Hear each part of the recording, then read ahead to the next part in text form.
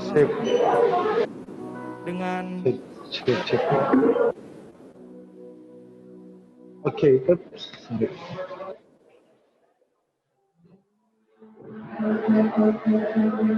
Gimana? Oh, mantap. Langsung nih, Riko? Iya kayaknya. Langsung sama Kak Yordan. Oke, sip. Oke, aku bisa share screen ya, Riko ya? Boleh. Aku bisa deh. Aku pakai share screen, siap. Oke. Wait. Mana dia? Oke, present. Wait. Present. Siap. Oke. Jadi yang sip. Oke, Riko berarti yang itunya yang Yordan aja ya, yang di spotlight yang materinya aja, yang presentasi ya Riko ya. Thank you. Yang faith evidence on discovering your strength. Selamat sore teman-teman semuanya. Thank you udah bisa bareng-bareng. Seharusnya kita Agustus tuh ada retreat ya, bareng-bareng, tapi sudahlah gara-gara drama ini kita jadi nggak bisa bareng. Saya lagi di Medan, jadi ambil penerbangan jam 6 pagi agar bisa tetap sharing di teman-teman. Karena jam 2-nya harus bisa pastikan bahwa bisa ketemu teman-teman semua. Oke, saya diperintah oleh Komandan Edwin untuk bahas tentang faith evidence on discovering your strength, gitu ya. Kita udah belajar tentang faith selama bulan ini, dan di akhir bulan ini kita akan belajar tentang how to find your strength dengan bukti-bukti dari iman kita, gitu ya. Oke. Pertama saya akan sharing dari Ester 4 ayat 13 gitu ya. Ester 4 ayat 13 bilang bahwa lalu Mordekai berkata untuk menjawab Ester, "Jangan mengira karena engkau dalam istana raja, engkau akan terluput dari semua orang Yahudi. Sebab jika engkau berdiam diri saat ini, pertolongan dan kebebasan untuk orang-orang Yahudi akan muncul dari tempat lain. Tetapi engkau dan kaum keluargamu akan mati. Siapa tahu, mungkin engkau beroleh kedudukan sebagai ratu pada saat ini," gitu ya. Jadi ceritanya adalah bahwa waktu itu Esther tidak terlalu peduli dengan keadaan bangsa Yahudi yang udah hampir dimusnahkan gitu ya. Tapi akhirnya pamannya datang dan pamannya menegur dia bahwa kalau engkau berdiam ini, pertolongan kebebasan akan dikasih Tuhan tetap, tapi nggak melalui Esther. Kenapa kita memulai dari ini? Sebab sebelum kita belajar tentang finding our own strength gitu ya, atau discover our own strength, sebenarnya strength kita tuh untuk apa sih gitu ya nggak? Strength kita sebenarnya ada untuk menjawab krisis gitu ya. Tadi ketika saya membaca persiapan materi ini, saya mendapatin bahwa krisis itu kan tujuannya cuma satu, untuk menunjukkan siapa Kristus, ya nggak sih? Who Christ is gitu. Jadi semua strength kita, semua kekuatan kita, bakat, talenta dan sebagainya, itu tujuannya bukanlah untuk kuat dan gagah kita atau untuk sombong-sombongannya kita gitu ya. Tapi tujuannya adalah bagaimana agar Kristus dinyatakan di dalam berbagai krisis. Dan kita tahu bahwa saat ini krisis terjadi di banyak hal, ya nggak sih? Krisis sekarang itu krisis apa sih? Krisis kesehatan, kita mengalami krisis, kita mengalami krisis ekonomi gitu ya, udah mulai rasa-rasanya kita mengalami banyak krisis gitu loh. Dan sebenarnya krisis adalah cara untuk Kristus bisa menyatakan dirinya, dan dengan cara itulah kekuatan kita yang sudah Tuhan taruh dalam kehidupan kita itu diperlukan, kekuatan itu dibutuhkan, dan kekuatan itu perlu ditampilkan gitu. Ini dulu teman-teman ya. Jadi jangan kita berpikir bahwa to find our own strength is about me, is about us. Enggak banget gitu ya. To find our own strength, to discover our own strength is about God, is about His plan, is about how to solve the crisis through the Christ and show the Christ gitu ya. Untuk bagaimana akhirnya Kristus boleh dinyatakan dalam berbagai kesulitan hidup yang dialami oleh baik secara pribadi maupun secara bersama-sama gitu. Itu dulu mindsetnya menurut saya, itu dulu frame berpikirnya. Sebab kalau nantinya kita berpikir bahwa strength itu adalah tentang kita nggak buat apa-apa. Bahkan akhirnya kita akan menjadi orang yang gagal Yang sombong-sombongan aja bahwa strength kita tuh jadi sama kayak orang yang mengandalkan kekuatannya sendiri, dan orang yang menggunakan seluruh kekuatan dirinya hanya untuk pencapaian dirinya, dan hanya untuk kebanggaan dirinya, dan hanya untuk dirinya sendiri. Saya rasa nggak seperti itu gitu ya. Kenapa? Karena hampir semua tokoh-tokoh di Alkitab, kekuatan mereka muncul ketika ada krisis, ada sebuah kesulitan yang harus dihadapi, dan akhirnya bangkitlah seseorang yang walaupun dia dirasa nggak mampu, tapi dia mampu. Contohnya Daud, yang dirasa dia itu bukanlah orang yang bisa menjawab, tapi dia bisa menjawab. Contohnya Musa, yang dirasa dia adalah orang yang nggak dipandang sama sekali, tapi justru menjadi orang yang dicatat sejarahnya, seperti Maria Ibu Yesus gitu ya. Jadi teman-teman, ketika ada krisis itu berarti apa? Itu berarti strength kita sebentar lagi akan keluar. Strength kita akan lebih mudah untuk tampil. Strength kita akan lebih mudah untuk bisa dirasakan, dilihat oleh banyak orang. Tujuannya cuma satu ya, untuk menunjukkan apa? Bukan untuk menunjukkan who Shine Hawk is gitu ya. Ya memang kita bangga banget lah, ini keren banget sih actually. Shine Hawk ini bisa kumpul udah berapa nih ya? 60-an orang ya nggak sih? Ini keren banget, kalian mah awesome lah ya. Tapi ingat bahwa tujuan kita bukanlah untuk to show how great Shine actually gitu ya, tapi to show how mercy Christ is, how wonderful Tuhan dalam semua jalan-jalannya yang ajaib. Ya, gitu ya. Jadi Esther hampir lupa bahwa semua apa yang dia punya, kekuatan, kekuasaan, Esther, kamu tuh ada dipakai Tuhan, kamu tuh berposisi seperti itu untuk menyelamatkan bangsa Yahudi. Yang kalau kamu nggak lakukan Esther, Tuhan akan pakai yang lain, gitu ya. Nah kita berdoa, Tuhan jangan buru-buru pindahkan kesempatan ke orang lain, ya nggak sih? Kita berharap Tuhan menggunakan kita, memakai kita, Shanhok, untuk bisa dipakai Tuhan menyelesaikan krisis, menunjukkan kemampuan kita yang Tuhan sudah tanam sebelumnya. Nah, karena kita bicara iman, pasti kita bicara Ibrani 11, ya nggak sih? Ibrani 11 ayat 1 berkata bahwa, ayo ini semua udah hafal ya nggak sih? Iman adalah dasar dari segala sesuatu yang kita harapkan, dan bukti dari segala sesuatu yang tidak kita lihat. Dan setelah itu, setelah Ibrani 11 ayat 1, kita mendapati kisah-kisah para tokoh-tokoh Alkitab, ya nggak sih? Para pahlawan-pahlawan iman kita. Di situ ada Abraham, di situ ada macam-macam ya, gitu ya. Nah, tapi ending dari pasal 11 dari Ibrani ini mengatakan begini. Dunia ini tidak layak bagi mereka. Mereka mengembara di padang gurun dan di pegunungan, dalam gua-gua dan celah-celah gunung. Dan mereka semua tidak memperoleh apa yang dijanjikan itu, sekalipun iman mereka telah memberikan kepada mereka suatu kesaksian yang baik. Jadi dimulai dari kalimat ini, dunia ini tidak layak bagi mereka. Keren gak sih? Jadi sedemikian mulia mereka, sedemikian noble mereka, sedemikian tulus mereka, sedemikian murni mereka, sehingga dunia ini yang gak layak bagi mereka. Gitu. Tapi kita lihat ya, mereka ngapain? Mereka mengembara di padang gurun, ya nggak sih? Mereka mengembara di pegunungan, mereka berada dalam gua-gua dan celah-celah gunung, dan mereka tidak memperoleh apa yang dijanjikan, sekalipun imam mereka telah memberikan kepada mereka suatu kesaksian yang baik. Yang pertama, frame berpikir kita, kerangka berpikir kita adalah bahwa yang tadi itu seperti Esther ya, bahwa kekuatan kita, our own strength itu muncul ketika ada krisis. Itu dulu. Jadi kekuatan kita bukan muncul untuk tunjukin kemampuan aja, tapi to solve the crisis and to show the Christ is, gitu ya. Jadi untuk bisa menunjukkan kepada dunia bahwa Kristus adalah jawaban, bahwa Kristus adalah jalan keluar dan keselamatan. Nah, di Ibrani 11 dikatakan bahwa pahlawan-pahlawan iman itu mengembara pada gurun dan di pegunungan, dalam gua dan celah-celah. Saya mohon maaf kalau akhirnya teman-teman nih agak jadi down ya. Ternyata kalau orang yang menemukan strength-nya, hidup mereka bukan jadi gampang, ya nggak sih? Hidup mereka tuh jadi sulit.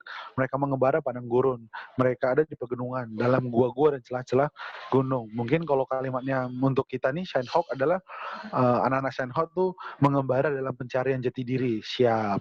Mereka ada dalam gua-gua perenungan, mereka ada dalam celah-celah kesempatan yang Tuhan sedang siapkan bagi kita semuanya, gitu. Jadi orang yang akan menemukan strength-nya bukanlah orang yang tampil dan populer. Bukan berarti teman-teman nggak boleh tampil ya, teman-teman ya tampil aja gitu ya.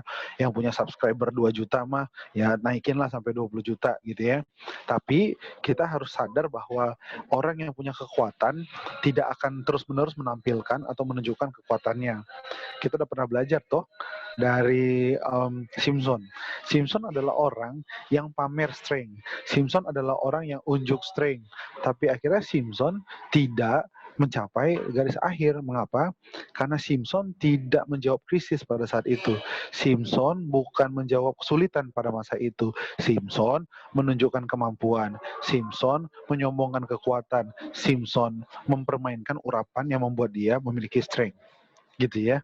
Jadi teman-teman dari pagi-pagi nih, dari kita masih muda, yuk kita belajar untuk menjadi orang yang nggak mau show off kekuatan. Gitu. Show off tuh gimana ya? Gini, bukan berarti teman-teman jadi minder dan gak tampilkan kemampuan ya. Yang saya masukkan adalah teman-teman menjadi orang yang tahu punya kemampuan, tapi teman-teman tidak menjadikan kemampuan hanya untuk sekedar sebagai sebuah pertunjukan. Paham ya maksudnya ya? Jadi kekuatan kita tuh bukan hanya untuk menjadi pertunjukan. Kekuatan kita ada untuk apa? Kekuatan kita ada untuk menyelesaikan krisis dan menunjukkan Kristus bagi banyak orang gitu. Yang percaya boleh kasih chat dong. Amin. Ini sepi sekali ini. Saya merasa ada di pengembaraan padang gurun ibadah nih. Yosua, thank you. Oke, thank you Rico, thank you Juni, thank you Peter, thank you Joyce Elin, thank you Cynthia Melin, thank you Trisman Ose, thank you. Saya akan mengucapkan 60 thank you sepertinya. Oke, guys. Oke, thank you. Oke, Handi, thank you. Wih, Handi ada di sini. Pastilah ya. Oke. Ya, jadi ingat bahwa orang yang punya kekuatan jangan membuat itu sebagai pertunjukan. Apapun bakat kita hebat dalam bidang apapun, sosial media, kita ini youtubernya mengalahkan Atta Halilintar gitu ya. Kita ini punya ide membuat film Korea melebihin orang Korea sendiri, whatever.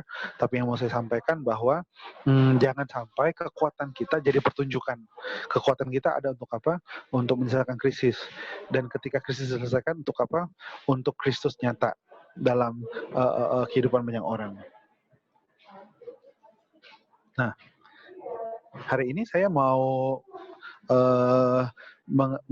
menunjukkan sebuah cara untuk kita bisa mengetahui strength kita gitu ya. Saya paham, mungkin teman-teman mengharapkan sharing hari ini adalah tentang DISC, test assessment gitu ya, sanguinis, pragmatis, koleris, atau teman-teman pengen ada quiz yang akhirnya, aha, aku tahu kekuatanku adalah tidak punya kelemahan misalkan gitu ya. Nah tapi itu gampang lah, itu mah bisa dicari di internet dan teman-teman akan bisa ikutin banyak tes ya, MBTI, DISC, tes karunia Roh Kudus, macam-macam gitu ya. Teman-teman bisa dapatkan. Tapi hari ini saya berharap boleh diizinkan untuk membangun frame berpikir, untuk membangun kerangka, untuk memahami tentang apa itu yang dimaksud dengan strength, our own strength gitu ya. Nah, Matius 4 ayat 23 berkata begini, Yesus pun berkeliling di seluruh Galilea, ia mengajar dalam rumah-rumah ibadat dan memberitakan Injil Kerajaan Allah serta melenyapkan segala penyakit dan kelemahan di antara bangsa itu. Gitu ya. Apa sih garis besar yang mau disampaikan dari ayat ini? Garis besarnya adalah ini, menemukan kekuatan kita bukanlah tentang kebanggaan kita, namun tentang menjawab tantangan dunia demi kehendak Allah. Gitu ya. Sekali lagi saya akan baca, menemukan kekuatan kita bukanlah tentang kita, bukanlah tentang kebanggaan kita, bukanlah tentang prestasi kita, tapi tentang menjawab tantangan dunia demi kehendak Allah gitu. Kita punya tokoh-tokoh di Alkitab yang mereka tuh menjawab tantangan dunia demi kehendak Allah. Betul nggak sih?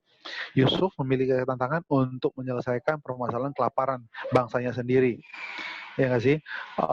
Yesus menjawab tantangan dunia bahwa harus ada yang memberikan jalan keluar bagi orang-orang berdosa. Yesus melakukannya demi kehendak Allah. Macam-macam ya. Paulus menjawab tantangan dunia untuk bisa memberitakan Injil bagi bangsa-bangsa yang kafir, yang belum kenal kepada Yesus, gitu ya, bangsa Yunani dan sebagainya. Jadi kekuatan kita tuh tujuannya bukanlah tentang kebanggaan, tapi tentang menjawab tantangan dunia demi kehendak Allah. Itu dulu ya. Oke, jadi gimana caranya sih, Kak Yordan? Nah, dari ayat ini kita akan belajar. Yang pertama dikatakan Yesus berkeliling. Teman-teman sebaiknya kita harus menjelajah, mencari tahu keluar dari zona rebahan. Ya, bukan zona nyaman ya. Kalau zona nyaman tuh sembilu. Nah, tapi kita harus keluar dari zona rebahan gitu loh. Kenapa? Karena hari-hari ini kita kan di sekolah di rumah, kuliah di rumah, kerja juga beberapa dari kita mungkin dari rumah ya nggak sih? WFH, worship from home, nggak sadar. Tapi yang perlu saya sampaikan adalah bahwa kita harus menjelajah, mencari tahu apa yang menjadi kekuatan kita. Cara menjelajahnya adalah misalkan teman-teman mulai lihat apakah kebutuhan yang teman-teman bisa temukan di sekitar teman-teman gitu ya. Teman-teman mulai peduli kepada apa yang ada di sekitar kita, teman-teman mulai melihat apa yang menjadi kebutuhan gitu ya, menjelajah. Kemudian teman-teman bisa juga ikutin berbagai tes ya untuk mengenal diri sendiri. Yang mau melihat itu macam-macam. Teman-teman bisa coba misalkan five language of love ya, itu untuk mengenal bagaimana cara kita bisa mengetahui bahasa kasih kita. Teman-teman bisa juga mencoba tes assessment di ASC yang untuk mengetahui apakah kita orang dominan, apakah kita orang intimacy, apakah kita orang steady, atau kita orang yang cermat gitu ya. Teman-teman bisa mencoba MBTI, teman-teman bisa mencoba 6 different personal types. Semua itu mah banyak banget di mana di Google gitu ya. Tapi sekali lagi hidup kita enggak karena klik terus keluar, wahai Handi inilah kamu gitu.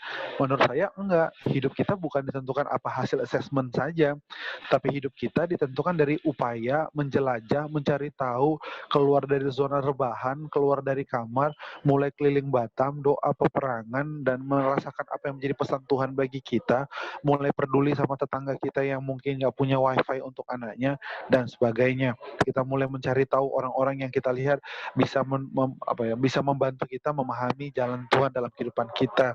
Kita membaca buku, kita tes personality, kita menjelajah teman-teman. Yesus berkeliling, Yesus nggak diam, Yesus nggak cuma, padahal kan Yesus nggak perlu juga harus berkeliling ya sih.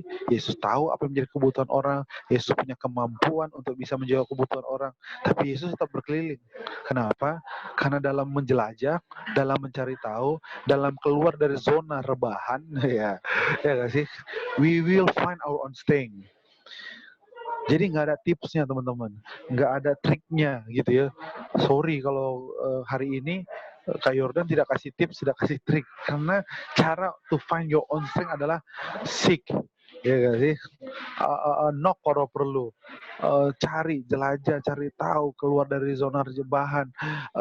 Cukuplah nonton Netflix-nya gitu ya. Apalagi cukuplah untuk main gamenya gitu ya. Jadi cari tahu sebenarnya apa sih menjadi kekuatanku gitu ya. Ada banyak assessment, ada banyak tes, ada banyak buku gitu ya. Tadi saya udah sebut berbagai assessment yang bisa teman-teman kerjakan aja. Itu ada banyak banget. Favorit saya yang satu adalah 6 personality types gitu ya. Itu saya favorit. Tes karunia pelayanan juga banyak lah. Kakak-kakak mentor kita pasti bisa bantu untuk menemukannya. Lakukan itu sebagai bagian apa? We want to discover what is our own strength gitu ya, supaya kita bisa nanti memimpin, mendominasi Seven Mountain yang Tuhan sudah percayakan bagi kita semuanya gitu ya. Jadi yang pertama, berkeliling, jelajah, cari tahu, keluar dari zona rebahan. Habis doa, habis puasa, habis nyembah Tuhan, udah keluar rumah. Tapi sekarang sih jangan sering-sering ya. Tapi maksud saya, you know what I mean guys ya, bahwa jangan diem, jangan cuma nggak buat apa-apa, dan tiba-tiba bisa tahu kekuatan kita. Dan sekali lagi, kekuatan kita tidak sekedar hasil assessment test. Kekuatan kita tidak sekedar hasil silang, klik, dan akhirnya engkau adalah orang yang kekuatannya A, kekuatannya B gitu ya. Menurut saya itu membantu, tapi itu nggak bisa dijadikan sebagai sumber tunggal untuk menyatakan siapa kita gitu teman-teman ya. Jadi selamat menjelajah, selamat mencari tahu. Nah, dikatakan juga Yesus mengajar dalam rumah-rumah ibadat. Artinya apa? Yesus melayani di rumah Tuhan. Mau tahu kekuatan kita, temukanlah itu ketika kita melayani di rumah Tuhan, gitu ya. Ketika kita mampu menghandle situasi yang sekarang ini. I really appreciate what you did, guys. Gitu ya. Apa tuh kemarin yang blessing apa yang penyembahan di park itu ya, dan hari ini teman-teman bisa join di Zoom. You guys awesome gitu ya. Jadi untuk membuat kita mengerti kekuatan, kita harus menemukannya di rumah Tuhan. Kita harus belajar untuk melayani Tuhan di rumahnya, dan di situ kita akan menemukan kekuatannya gitu teman-teman. Dimulai dari rumah Tuhan. Yang pertama adalah jelajah, yaitu dari mana kita menjelajah, dimulai dari di rumah Tuhan. Do something, guys. Melayani dalam apapun itu gitu ya. Saya percaya bahwa pelayanan di rumah Tuhan tidak mengenal level gitu ya. Pelayanan di rumah Tuhan mengenal persiapan dan kesiapan. Persiapan bicara tentang skill, kesiapan bicara tentang hati. Setuju ya? Jadi do many things. Apa yang bisa dikerjakan lakukan aja. Yang bisa jadi host, yang bisa setting alat, yang bisa cek teman-teman pembacaan Alkitabnya, cek aja. But you guys have to do what you have to do right now. Karena sebentar lagi kita akan masuk ke dalam situasi yang baru. Ya, jadi itu teman-teman ya yang perlu kita lakukan. Kita menjadi orang yang melayani di rumah Tuhan, and you will find your own strength in the house of God. Kita akan temukan kekuatan kita adalah di rumah Tuhan. Tapi bagaimana mungkin kita bisa menemukan kekuatan kita di rumah Tuhan kalau kita nggak mau menjelajah, kita cuma mau di rumah dan mau dilayani aja. Kita nggak mau repot, nggak bisa. Kita bisa tahu kekuatan kita kalau kita menjelajah, kalau kita mendiscover diri kita, gitu ya. Nah, ayatnya berikutnya bilang begini, bahwa Yesus memberitakan Injil Kerajaan Allah. Artinya apa? Yesus menyampaikan tentang Kerajaan Allah, tentang cara pikir yang berbeda, tentang cara hidup yang bertolak belakang dengan dunia ini, gitu ya. Nah, teman-teman, memberitakan Injil Kerajaan Allah itu bukan cuma sekedar KKR ya, tapi memberitakan Injil Kerajaan Allah adalah menyampaikan cara berpikir yang berbeda. Kekuatan kita sekuat apapun pasti akan lemah ketika kita mulai berpikir kayak dunia berpikir. Setuju nggak sih? Ketika kita mau punya bakat apapun, kita mau jago apapun, kita main musik paling hebat, kita berkhotbah paling jago, kita ngatur sound mixing paling keren, kita paling top dalam hal memimpin komsel gitu ya. Nah, itu semuanya akan berubah ketika apa? Ketika cara berpikir dunia mulai kita izinkan masuk dan mempengaruhi kita, gitu teman-teman. Jadi kita harus belajar untuk cara berpikir kita harus berbeda dengan dunia. Ingat siapa ya? Simpson punya kekuatan luar biasa, betul? Tapi Simpson akhirnya gagal karena dia mulai mengizinkan cara berpikir dunia masuk ke dalam cara berpikir dia. Guys, hati-hati. You have to take care your own mind. Gitu. Hari ini saya harus bicara bahwa God is love, gitu ya. Tapi love is not God. Jangan bermain-main dengan konsep love yang udah macam-macam gitu ya. Yang udah boleh dengan yang tidak perlu dengan berbeda dan sebagainya. God is love, saya setuju. Tapi apakah love is God?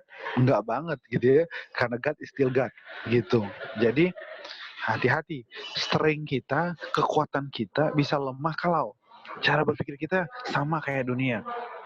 Makanya Roma 12 berkata apa? Berubahlah oleh pembaharuan budimu. Dan itu saya kira menjadi message juga ya bagi kita akhir-akhir ini, bahwa kita harus mengubah cara berpikir kita. Kenapa? Karena Tuhan tahu banget kalau cara berpikir kita sama kayak dunia, semua bakat, semua talenta, semua kemampuan, semua minat itu bisa hilang hanya karena cara berpikir, gitu ya. So teman-teman, guys, hati-hati dengan ilah-ilah zaman, hati-hati dengan api-api asing, hati-hati dengan filsafat-filsafat kosong yang coba masuk dan mulai mengubah cara berpikir kita. Dan akibatnya ngapain? Akibatnya kekuatan kita bisa hilang. Oke. Nah, kalimat berikutnya mengatakan begini, Yesus melenyapkan segala penyakit dan kelemahan di antara bangsa itu. Bagaimanapun juga pada ujungnya kita mau bicara kekuatan, kita bicara bakat, kita bicara bermacam hal, itu diindikasikan dengan adanya perubahan nyata di sekitar kita. Ya nggak sih? Kalau kita ada di Seven Mountains gitu ya, ada arts, berarti ada seni yang mulai memuliakan Tuhan, seni yang mulai menghargai orang. Kita udah lihat sekarang ini bahwa dalam seni rasa-rasanya sekarang udah mulai berkurang gitu ya, rasa hormat, dan dengan alasan bahwa itu adalah seni gitu ya. Ada nanti ada bisnis dan sebagainya. Nah, teman-teman, Seven Mountain itu adalah alat bantu kita untuk menunjukkan bahwa semua kekuatan kita harus menghasilkan perubahan yang nyata. Kita nggak bisa bilang bahwa kita kuat, kita memiliki kemampuan, kita memiliki strength, kita memiliki kekuatan kalau kita tidak melakukan perubahan nyata. Gitu. Jadi kita harus buat Batam yang seperti apa sekarang yang orang pandang, menjadi Batam yang memuliakan Tuhan, menjadi Batam yang dimana damai sejahtera Allah limpah-limpah, menjadi Batam di mana kesejahteraan itu rata di semua daerahnya. Harus ada perubahan yang nyata. Oke, thank you. Pertanyaan PC, sadap. Itu siapa? Pertanyaan PC. Gitu ya teman-teman ya. Jadi how to discover your strength. Saya akan flashback sedikit gitu ya, bahwa yang pertama adalah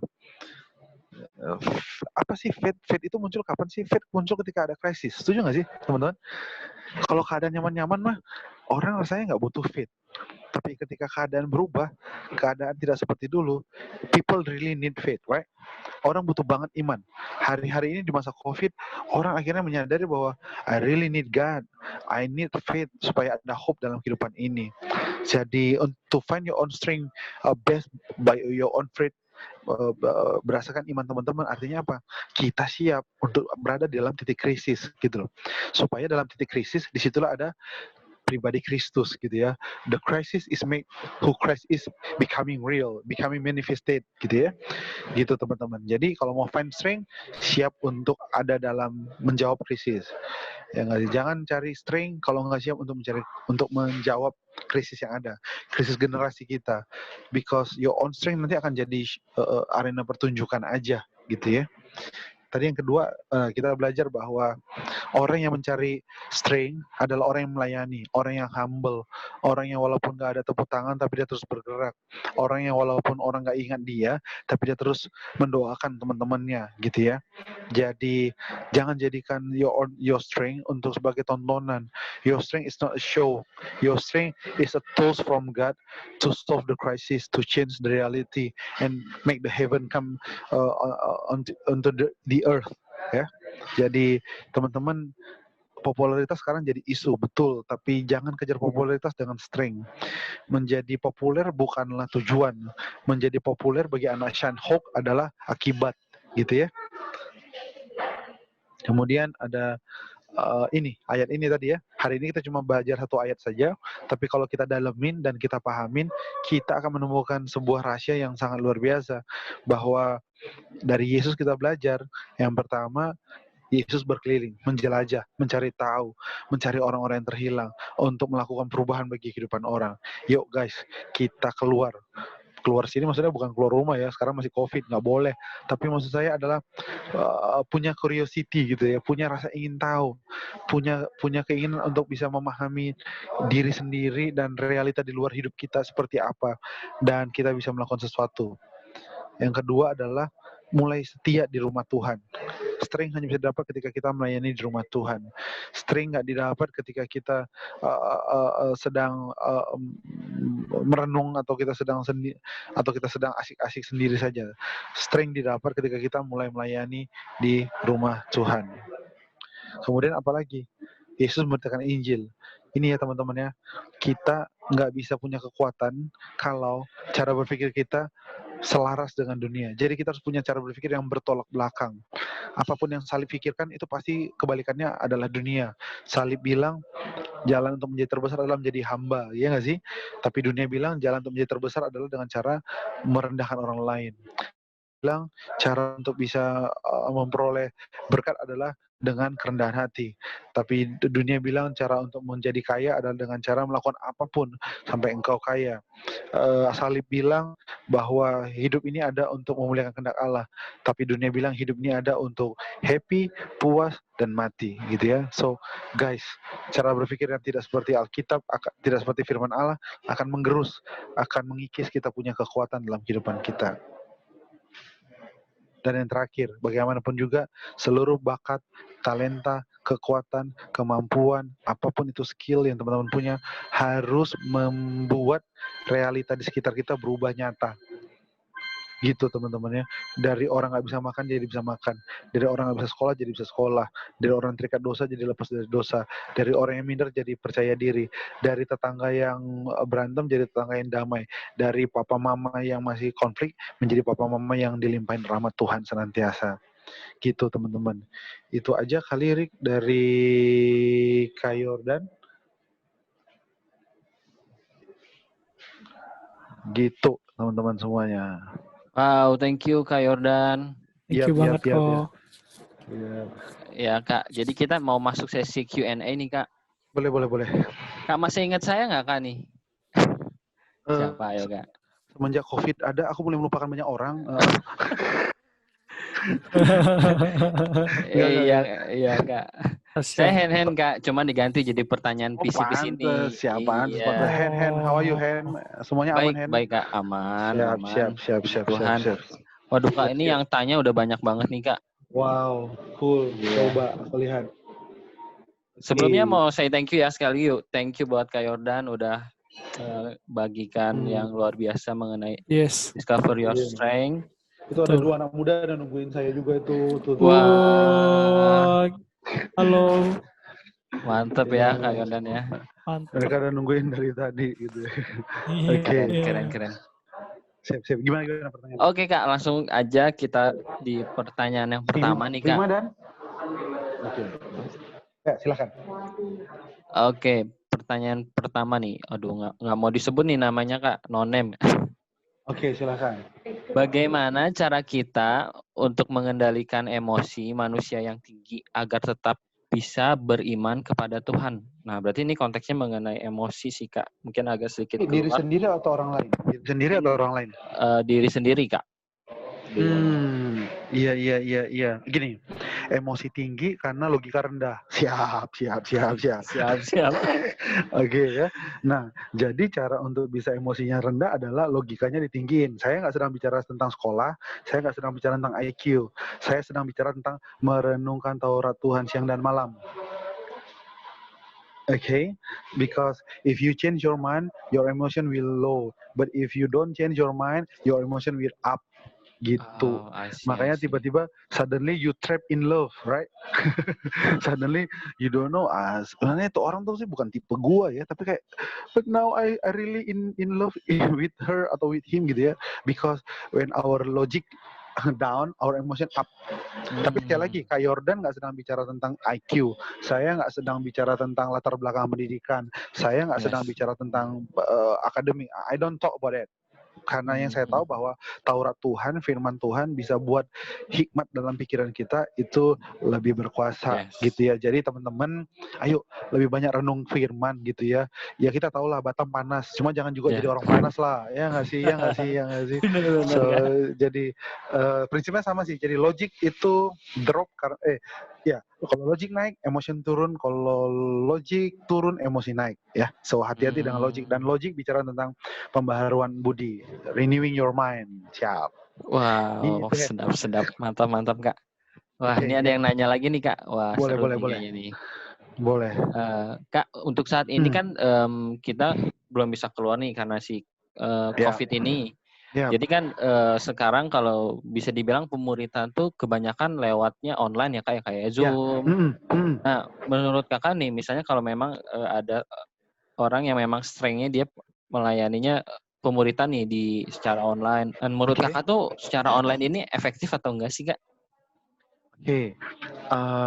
Efektif atau enggak tergantung kreativitas ya cara mengolahnya ya. Begini misalkan Iya bisa macam-macam lah. Ada buat stiker Komsel kita kah? Ada video yang harus di-share kah?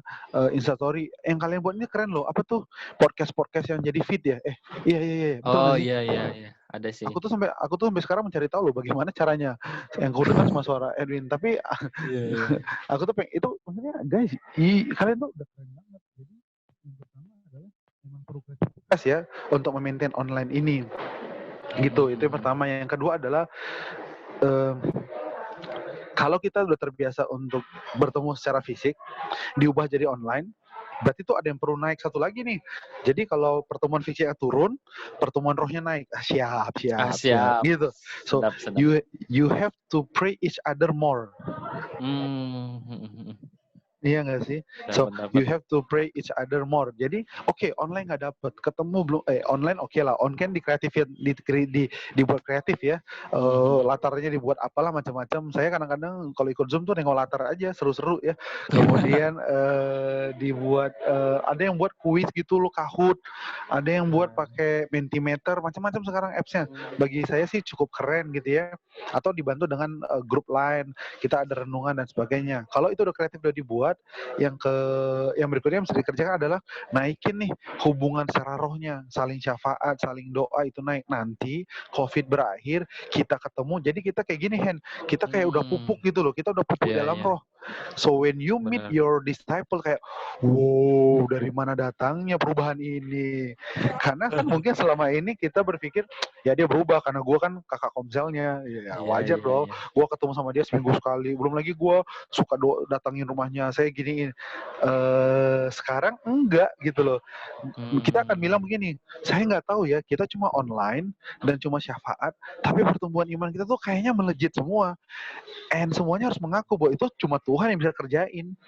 Yes, benar. Jadi sebenarnya teman-teman online, apakah efektif? Nggak efektif dibandingkan yang lalu. Kita bisa ketemu langsung. Tapi ini harus membuka kecerdasan rohani kita gitu ya. Oke, kalau saya online kalau saya nggak bisa offline, saya online. Apa yang saya kerjakan? Oh, saya bisa melakukan syafaat lebih banyak gitu loh. Gitu Hen. Jadi bersyafaatlah lebih banyak ya. Nggak usah banyak-banyak. Satu teman tuh dikasih 1 menit per hari. Kita janjiannya yuk doain aku di 1 menit. Misalnya anggota Komselnya berapa? 10. It just take 10 minutes, right? 2 orang pagi, 2 orang siang, 2 orang sore, 2 orang malam, ya gitu-gitu ya. Jadi, and kita bisa melihat bahwa tiba-tiba kayak, lu tahu nggak sih kemarin gue udah pengen jatuh, tapi kayak Tuhan bilang jangan. Gue nggak pernah ngalamin itu gitu. Jadi kakak-kakak Komsel ini sebenarnya masa dimana kita kerjaannya nggak banyak. Kalau dulu kan kita terima curhat, kita terima macam-macam. Ya, kalau sekarang aku doakan engkau dan berubahlah engkau berdasarkan kasih karunia Tuhan yang bekerja dalam hidupmu. Siap. Siap. Oke Kak, thank you ya. Berarti tetap bangun hubungan ya kayak meskipun jauh, harus tetap bangun hubungan. Jadi pas nanti udah selesai si COVID hilang ini, kita masih stay connected gitu ya Kak ya. Karena kita udah cicil ya, udah pupuk ya selama masa COVID ini, kita banyak investasi di alam roh, right? Yes, benar. Sedap, keren banget nih. Yeah. Wah Kak, ada lagi nih Kak pertanyaan yang masuk. Jadi sebut aja Bunga Kak katanya. Sebut saja Bunga. Iya. Baiklah, aku adalah Mawar. Iya. Mau tanya nih, tadi kan harus ada krisis baru ketemu strength. Jadi kan Kakak bilang harus ada krisis dulu baru ketemu strength kita. Nah, kalau nggak ada krisis, jadi how to find it? Kata si Bunga. Gak mungkin Bunga krisis itu ada. Just open your heart, just open your eyes. Di Batam nggak ada krisis, come on, serius. Iya. Di dekat rumah kita nggak ada krisis, come on. Ada anak-anak yang kecanduan gadget, ada tetangga yang bingung cara didik anaknya di WFH, ya nggak sih? Krisis itu ada. So just open your mind and be honest, don't deny. You will see it lah, ya nggak sih? Di Batam nggak ada krisis. Kayaknya nggak deh. Di Batam ada lah ya 1-2 sih. Per menit, bukan. Per menit. Ya ada maksudnya all the world dari many issues right now, right? Jadi kita harus bisa menjadi bagian gitu. Karena kalau nggak ada krisis tuh nggak tahu ya, kita tuh kayak kekuatan kita kayak nggak kepacu gitu ya. Kayak atlet tanpa pertandingan. Ya oke sih dia tetap latihan, tapi begitu atlet dibilang, hey 6 bulan lagi kau akan ke Olimpiade. Latihan dia beda, cara hidupnya beda, makan mulai berubah. Ya nggak sih? Kenapa? Karena ada sesuatu yang penting yang harus dia kerjakan. Selama ini yang penting siapa? Diri saya, perasaan saya sensitif, saya nggak bisa dilukain di Sidehawk. Kalau saya dilukain saya akan menghilang. Guys, come on lah. What? Oh ini bukan buatan ya, ini cuma karunia pengetahuan aja. Nah, jadi yang mau bilang adalah, guys, come on, ini ada krisis. Maksudnya, udah pasti bukan senior yang bisa menyelesaikan krisis sekarang, udah pasti. Thanks to mereka, thanks untuk semua our opa, our oma, ya nggak sih, thank you. But krisis kali ini, you guys yang bisa solve, kalian anak Shanghai yang bisa solve, ya nggak sih? Iya.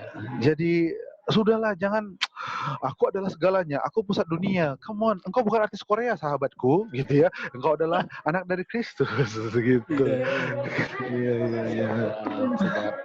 Semoga menjawab ya. Waduh, Starbucks ya. Iya, mereka mulai nyalakan musik lebih kuat. Oke, baik. Gimana lagi? Silakan. Oke, ada lagi nih Kak Yordan, pertanyaan dari Melati sekarang, Kak. Wow, ini apa? Ini nama-nama PAUD, TK begitu? Ini kayaknya Shanghai ini banyak kepala-kepala sekolah ya. Oke. Iya, banyak nih Kak nih. Silakan. Kak, gimana caranya membedakan orang yang semangat untuk sharing atau ngajar dengan orang yang sombong? Atau yang tadi kan Kakak ada sempat singgung yang show off gitu ya. Kadang jadi overthinking, pengen share ini itu tapi takut dianggap sok tahu. WKWK. Oke, gimana tuh Kak? WKWK. Ya, nggak kan. Oke, nah gini, tentang masalah sombong nggak sombong ya, udahlah nggak usah lah ya, kita nggak usah bahas itu. Tapi saya akan bahas gini, kita kalau ngajar nggak usah banyak. Yang penting orang yang kita layani, dia bisa memahaminya. Dulu saya dulu ngajar tuh, waduh, saya untuk khotbah tuh biasanya baca 20 buku untuk satu khotbah. Gitu. Dan akhirnya semua juga jadi kayak, terus kalau ditanya apakah saya sombong? Enggak, saya pengen beri yang terbaik. Seriously, saya pengen beri yang terbaik, seriously. Tapi akhirnya selalu mentor saya bilang begini, Yordan, yang terbaik itu bukan apa yang banyak. Yang terbaik itu yang bisa dikunyah oleh orang yang kamu sharing dan hidup mereka berubah. Benar Kak. Wah, itu membuat saya kayak, tapi saya tetap banyak baca buku, tapi akhirnya saya nggak lagi memberikan banyak banget, saya akan menyampaikan, tapi jangan sampai merendahkan juga ya. Ini kayaknya jemaat, ini kayaknya komsel saya ini nggak ngerti deh. Udah deh, saya bahas kejadian 1 tentang penciptaan, nggak ngerti nih mereka tentang karunia roh. Ya jangan gitu juga. I mean, gimana ya? Ini nggak ada garis yang tegasnya sih ya, Hene. Tapi gini deh, memberi yang terbaik bukan memberi yang banyak.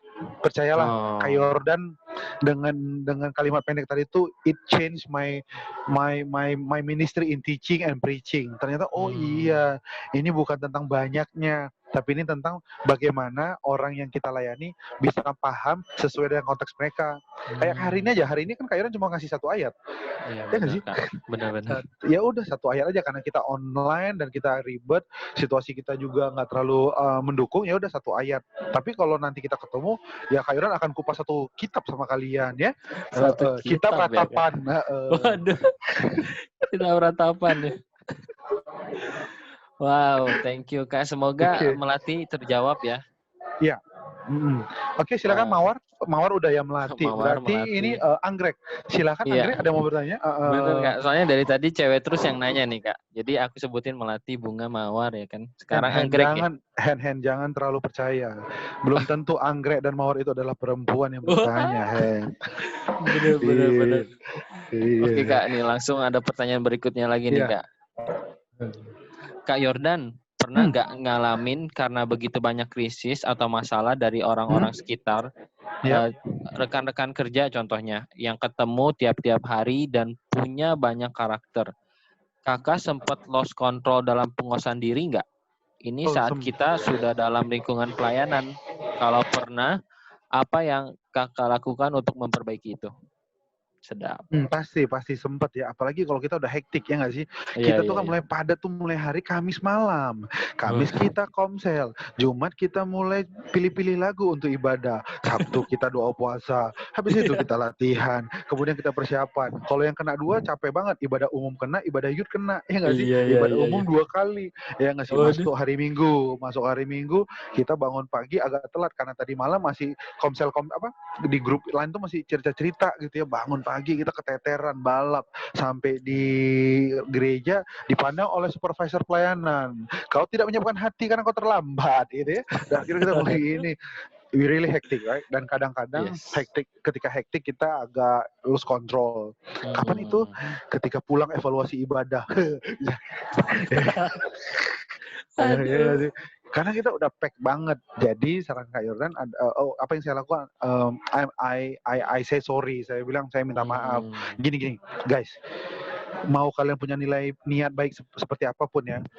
If your way not like Jesus way, semuanya hambar. Setuju nggak sih? Setuju Kak. Melayani Tuhan harus dengan caranya Tuhan. Saya dulu orang yang marah-marah kalau persiapan gak baik. Kenapa? Karena Yesus sudah beri terbaik. Kau harus beri terbaik. Kalau engkau gak beri terbaik, kau tidak layak dalam pengampunan Tuhan. Tapi saya ngerasa kayak, kok saya gak kayak Yesus ya saya ngomongnya ya. Kok saya jualan nama Yesus, tapi cara saya ngomong gak kayak Yesus. Akhirnya saya bertobat. Saya berpikir bahwa, ya udah deh. Sekarang kalau ada orang buat salah ya udah gini loh caranya. Tapi sekali lagi usia tuh ngaruh. Saya harus jujur usia ngaruh. Dulu saya seusia kalian juga, wah apaan sih kayak gitu. Lagu tadi gue udah kasih kode loh ini loh. Cuma nggak dikasih loh. Gue udah gini. Wah ribut gara-gara itu. Apalagi di Zoom gini. Aduh gimana sih gue tadi nanya loh, tapi lu nggak baca pertanyaan gue. Aduh gue tahu nih memang ini kita masalah kita dari zaman retreat tahun lalu, dari zaman Natal kita nggak selesaikan. Kita perlu 4 mata sama pemulihan hati. Nikmatin aja. Kalau mau berantem, nikmatin. Berantem itu nggak dosa. Because you still young. But you know bahwa pada ujungnya kita harus saling terima. Ribut aja. Habis ribut, bro sorry. Sis sorry. Yang nggak boleh kan adalah kita bawa ke dalam hati. Ya benar. Ya nggak sih? Terus kita kayak, mulai sekarang aku tutup pintu, kunci rapat-rapat. Tidak akan menjadi orang yang terbuka dalam shine. Aku tak mau terluka 2 kali. Aku akan diam saja. Lebih baik diam daripada terbuka dan terluka. Ya. Guys, waduh Kak kayak tahu gitu ya. Ini karunia-karunia yang belum keluar sih sebenarnya. Guys, berantem boleh. Marahan nggak masalah. Yang penting don't keep in your heart. Because we still young. Kalau ada lagunya itu ya, we kalau orang dunia bilang kan numb and young gitu ya. Tapi kalau orang Kristen bukan dumb lah ya, tapi lebih kayak kurang hikmat aja gitu. Jadi sometimes kita punya perspektif nggak sebanyak orang yang sudah lebih dewasa. So it's okay, angry okay. Yang penting jangan bawa dalam hati dan jangan tutup pintu, jangan kunci dan akhirnya aku akan menghilang, nggak akan aku pijak lagi. Ya enggak lah karena masih COVID nggak boleh pijak gedung gereja ya. Gitu. Saya sorry kemudian gini tips dari saya, kalau udah pack pelayanan guys jangan evaluasi please, mendingan kayak pulang dulu santai dulu mandi makan tenang baru kita evaluasi secara online, karena kadang kita udah pack udah pelayanan terus habis itu yuk kita evaluasi. Itu suasana menyalahkan itu sudah tinggi sekali. Nggak ada iblis, nggak ada setan itu. Cuma kita capek aja. Itu aja. Ya. Semoga Anggrek menjawab ya Anggrek. Wow, betul lah Anggrek. Iya. Susistri oke. Nggak nanya nih, Susistri oke. Tuh. Susistri oke. Oke, atau yang lain, silakan. Ayo, ada pertanyaan lagi nih. Tuh, 2 anak muda sudah menunggu. Kasian guys, tuh mereka menunggu. Udah menunggu. Guys, bentar ya. Oke guys, apakah ada lagi yang mau bertanya? Aduh, pokoknya nggak mau tahu ya. Pandemi kelar kayak orang ke Batam ya. Ya nggak sih? Iya dong, pasti dong. Pokoknya udah deh, kita ketemu, kita ngobrol-ngobrol asik sih sama kalian. You guys are awesome. Awesome banget ya Kak ya. Asik. W-nya harus ada loh. Jadi awesome ya. Jangan W-nya dibuang. Jadi awesome. Awesome ya. Kak, ini sambil nunggu deh. Aku juga mau bertanya nih Kak. Halo Kak? Iya. Ya, silakan. Kalau misalnya nih, udah ada yang masuk lagi nih Kak, nggak apa-apa Oke, deh. it's okay. Pertanyaan yang Kita lain. tanya aja. Oke, ini lagi-lagi dari kaum Hawa nih Kak. Oke. Iya nih, kaum Hawa penuh dengan pertanyaan. Oke, bagaimana menjaga iman kita banyak yang melayani dan mudah setelah dewasa atau bekerja? Sorry Kak. Bagaimana menjaga iman kita banyak yang melayani dari muda setelah dewasa atau bekerja, kemudian mundur dengan alasan pelayanan di rumah Tuhan bukan panggilan? Waduh, gimana tuh Kak? Mungkin dia dari mudanya mungkin udah melayani, setelah dewasa mundur Kak, karena ya itu dengan alasan pelayanan di rumah Tuhan bukan panggilan. Oke. Gimana kalau kita ngelihatnya gini aja? Kalau kita begini, kalau orang tersebut melihatnya sebagai mundur gitu, maka dia akan merasa bersalah, ya nggak sih? Kita bilang aja begini, dia pindah mimbar gitu aja. Jadi mimbar sekarang di kantor. Tapi ini yang kerja-kerja bukan berarti kayak kalian tuh nggak mau tahu dengan persiapan ibadah ya. Memang masing-masing beda ya. Ada yang memang waktunya lebih fleksibel, ada yang memang nggak semua orang bisa dikasih, karena susah, apalagi kita di Batam ya, shift-shiftan ya nggak sih, kita masuk shift jam berapa, jadi daripada kita pakai istilah mundur, yuk kita bilang mereka pindah, mereka punya mimbar yang baru gitu aja, itu lebih memberdayakan. Jadi gini, jadi supaya mereka yang kerja nggak merasa sedang mengingkari panggilan Tuhan, kan gitu kan Hun ya. Bayangin kita lagi kerja kayak, aduh aku tuh ngerasa tertuduh, aku tuh nggak melayani Tuhan lagi di rumahnya gitu ya. Lah rumah Tuhan kan langit dan bumi ya nggak sih. Jadi dia harus punya paradigma yang lebih luas lagi seiring pertambahan usianya gitu. Memang kan kalau kita lihat tuh tokoh-tokoh di Alkitab masa-masa mudanya mereka tuh di rumah Tuhan. Siapa tuh Imam Eli punya Imam Eli ya, yang anaknya Pinehas, kok lupa gitulah ya, masih muda. Daud masih muda, Yusuf masih muda. Memang masih muda tuh lebih bisa intens. Tapi begitu udah kita dewasa, bukan kita mundur dari rumah Tuhan, kita disuruh Tuhan dari rumahnya, lu orang ya, udah cukup di rumah gua, sekarang keluar, perbesar rumahku di luar sana, gitu. Itu kan lebih enak frame-nya, supaya kita yang kerja nggak merasa kayak tertuduh, kita yang di rumah Tuhan nggak merasa sombong, gitu. Jadi kayak ya udah kita dukung aja koko-koko kita, cece kita yang lagi sekarang mimbarnya udah di luar. Halo? Halo. Hen, ini sebentar, ini masih bisa ya? Suara kakak kedengeran sih. Oke. Ini muncul lagi ya? Iya. Ya, oke. Padahal udah beli token listrik. Oh bukan, ini bukan listrik ya. Nah jadi kuota. Ya. Nah jadi gitu. Jadi teman-teman yang kerja semangat bahwa teman-teman itu mimbarnya lebih luas aja sekarang. Kalau dulu kan ibadah jam 4, jam 3 kita udah standby ya nggak sih? Kita doa pengurapan, kursi-kursi dan sebagainya. Sekarang kan ya nggak usah merasa berdosa kalau nggak ngerjakan itu gitu. Nggak usah merasa berdosa. Ada waktu, larilah masuk ke rumah Tuhan, bantuin apa yang bisa dibantuin. Tapi kalau nggak ada waktu, anggap gini, wah mimbarku sekarang adalah meja komputerku, mimbarku adalah sekarang area mesin yang harus aku awasi, mimbarku sekarang adalah angka-angka di finance yang harus aku cek. Jadi teman-teman harus ulang-ulang itu agar mereka tuh kasihan loh kalau dia nggak mundur, ya nggak sih. Dan kita nih ya anak-anak muda akhirnya nggak pengen, ya berarti gue semakin tambah usia, gue sedang menyiapkan diri menjadi orang yang akan mundur dari pelayanan rumah Tuhan. Kan nggak enak banget yang lihat masa depan ya jadinya ya. Benar. Kalau ngelihatnya, aku hari ini main Tuhan di rumah Tuhan, supaya apa? Aku tahu Tuhan akan siapkan aku untuk memperluas rumahnya di dunia kerja. Itu lebih asik, itu lebih mantap. Jadi yang di dalam juga nggak sombong, yang di luar nggak minder. Nah, jadi semuanya diberkati. Nama Tuhan dipermuliakan. Amin. Kita berdoa. Oh bukan? Ya. Belum. Belum.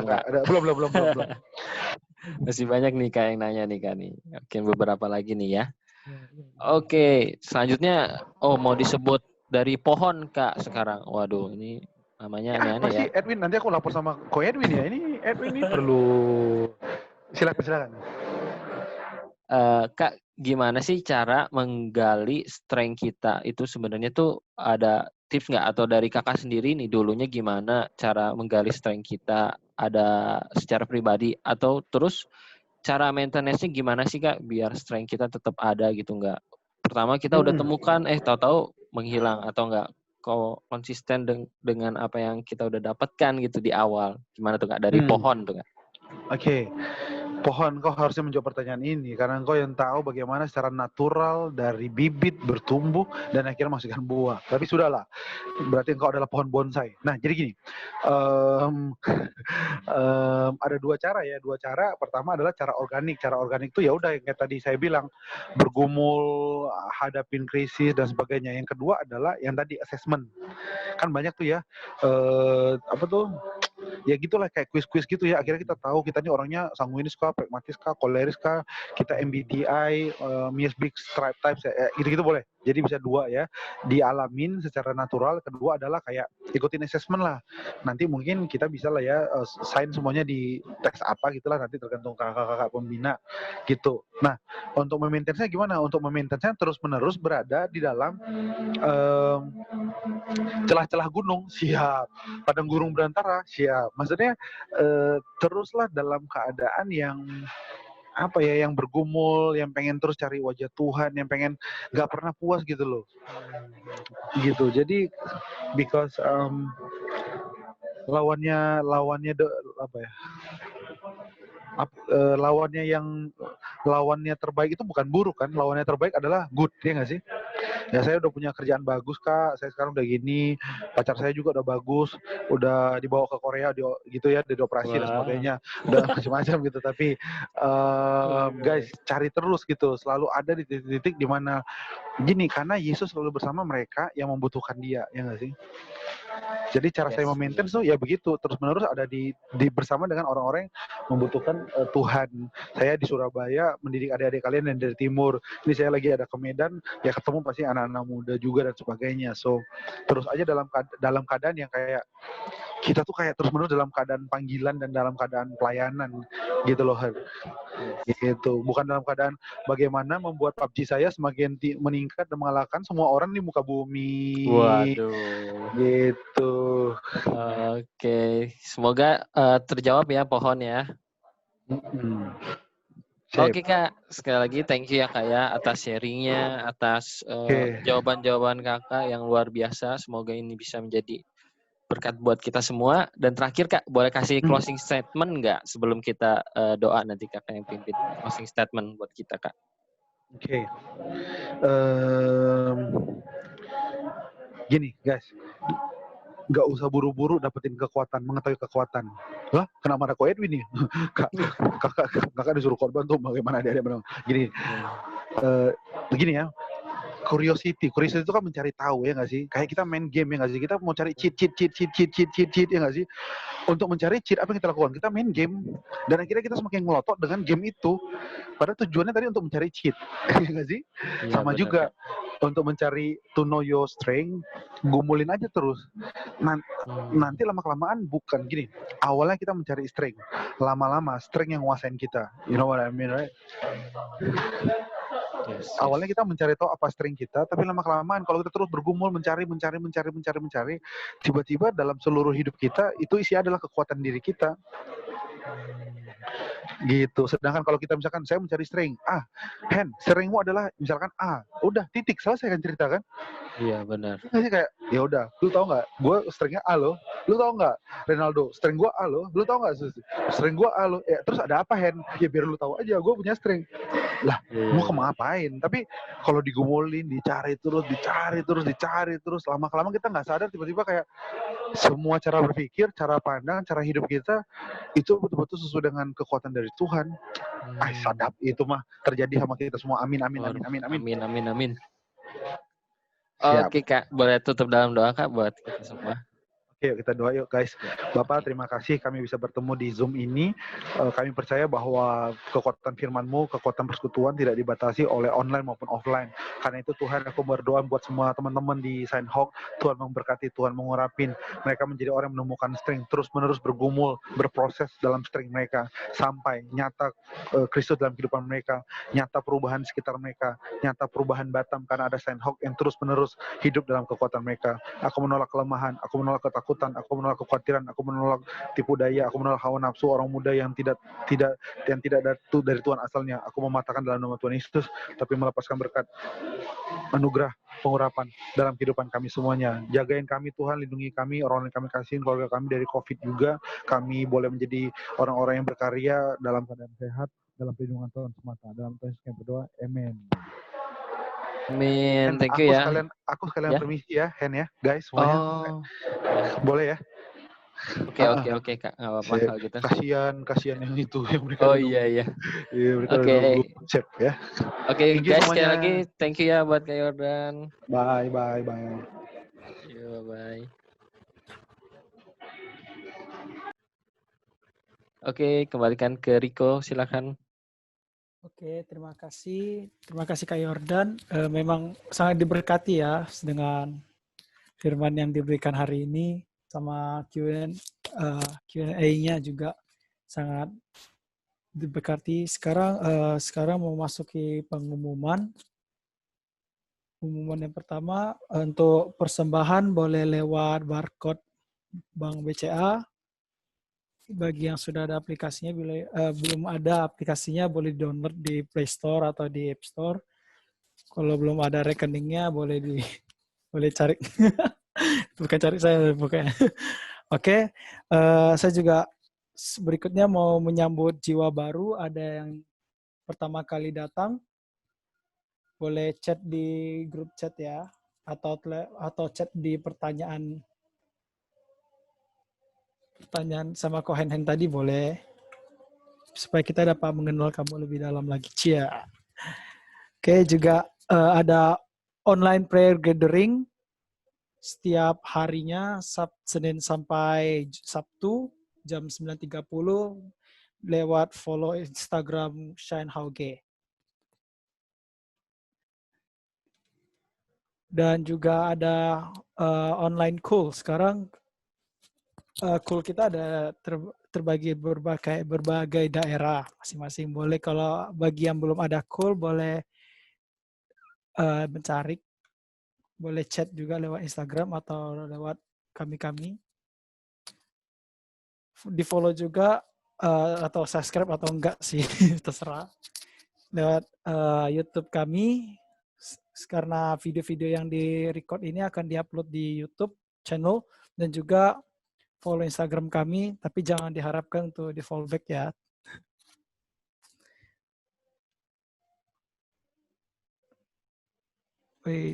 Itu barcode untuk baru. Untuk isi datanya supaya kita dapat kontak, dapat connect satu sama lain. Sudah, terima kasih. Minggu depan masih ada lagi ibadah jam 2 siang. See you again. Saya akan serahkan ke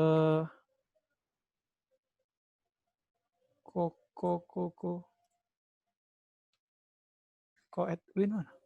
Ko Edwin mana? Oke, guys. Oke, terima kasih buat Kak Yordan. Walaupun udah keluar, tapi sama-sama kita say thank you buat Kak Yordan, buat firman-nya yang luar biasa. Ya, dan kalau COVID ini udah selesai, kita mesti kudu harus wajib ya, untuk mengundang Kak Yordan ke Batam. Oke?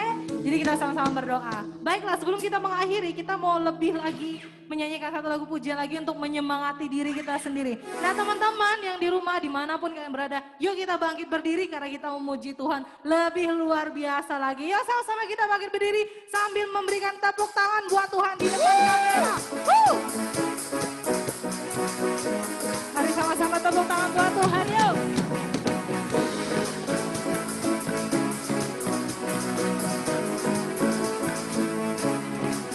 You are here. As we lift you up, you are riding on our feet. Be enthroned over everything. You are seated in our praise. Jesus, prophetic, I can feel it in the air. We lift our praise and you change the atmosphere. Hearts open now, everybody singing out.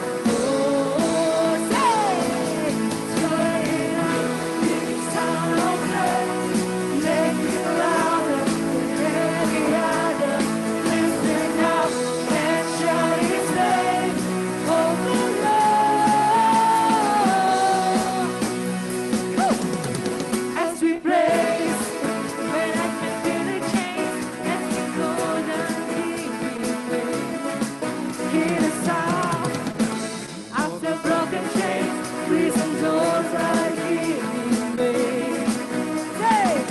Jesus prophetic, I can feel it in the air.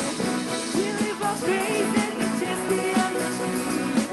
We have open up, everybody singing, oh, I am, woo! Turn it up, this sound of praise, make it louder than any other. Lift it up and shout His name.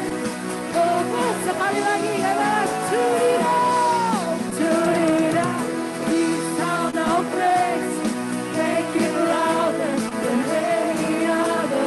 Lift it up and shout His name. Oh,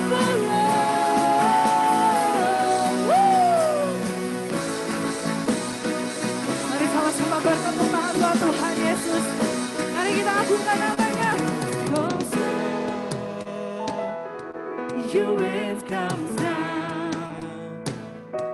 our praise goes up.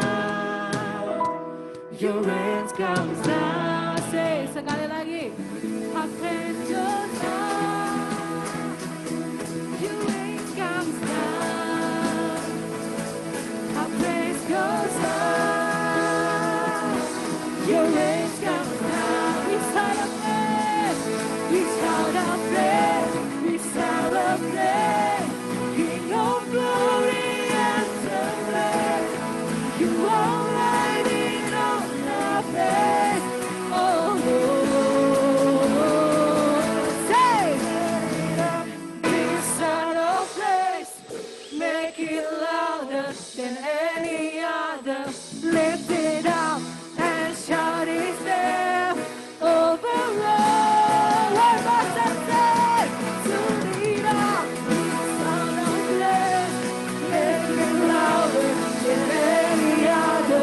Lift it up and shout His name over all. Hallelujah.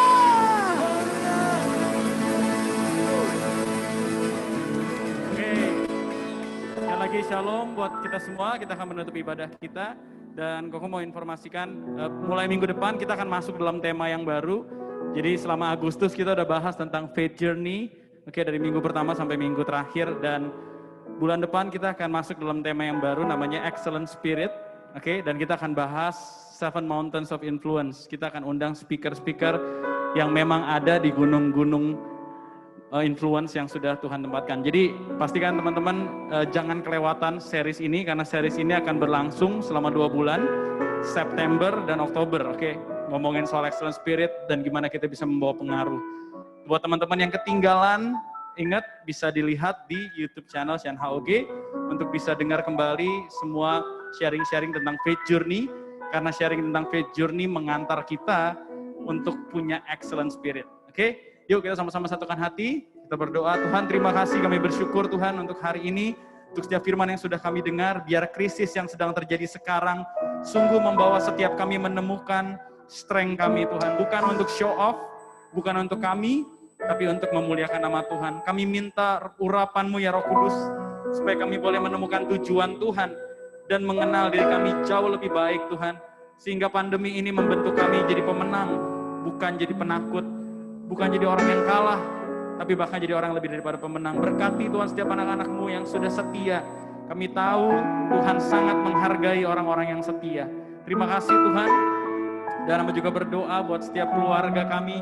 Tuhan, biarlah perlindungan kuasa darah Yesus menjaga, memelihara kami semua Tuhan, juga keluarga kami, orang tua kami Tuhan, sehingga semua tidak ada yang terkena virus COVID, semua dalam perlindungan Tuhan. Jagai kami Tuhan, kami tahu nggak ada sesuatu terjadi tanpa izin Tuhan, dan kami juga percaya the wall of protection dari Tuhan itu cukup untuk setiap kami. Penyertaan-Mu sempurna. Terima kasih Tuhan Yesus. Kami juga berdoa sekali lagi buat Kak Yordan. Thank you Tuhan, kami berdoa melepaskan berkat biar dia terus jadi pahlawan iman Tuhan buat setiap orang yang dia muridkan. Bukan kuat dan gagah, tapi Roh Kudus yang memampukan. Terima kasih Bapak. Dan sebentar kami akan berpisah. Mari kita semua angkat tangan kita terima berkat Tuhan. Tuhan memberkati engkau dan melindungi engkau. Ia menyinari engkau dengan wajahnya dan memberi kau kasih karunia. Ia menghadapkan wajahnya kepadamu dan memberi kau damai sejahtera. Karena itu terimalah berkat yang terbaik dari Allah Bapa di surga, di dalam Yesus Kristus Tuhan, dan dalam persekutuan yang manis dengan Roh Kudus yang memimpin kita menggunakan setiap strength, kekuatan untuk kemuliaan nama Tuhan, untuk tujuan Tuhan. Setiap kita sudah diberkati, sama-sama katakan amin. Selamat hari Minggu, Tuhan Yesus memberkati. Boleh di-unmute dan kita saling menyapa. God bless you. God bless. God bless. God bless. Happy Sunday.